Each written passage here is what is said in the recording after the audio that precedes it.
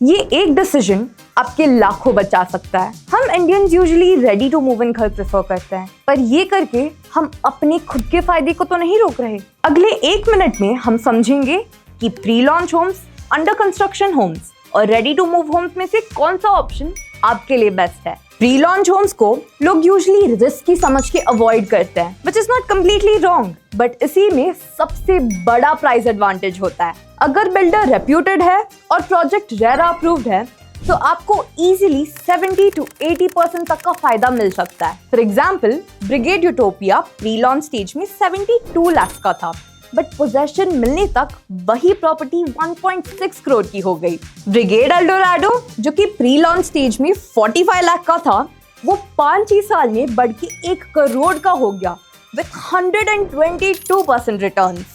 लेकिन हाँ, pre launch Holmes में आपको प्रॉपर्टी मिलने में एटलीस्ट 3 से 5 साल लग जाते हैं। अंडर कंस्ट्रक्शन होम्स को भी बहुत लोग अवॉइड करते हैं, ये सोच के कि 1-2 साल वेट करना पड़ेगा, पोजेशन लेट से मिलेगी और अगर बिल्डर के इश्यूज हो गए तो।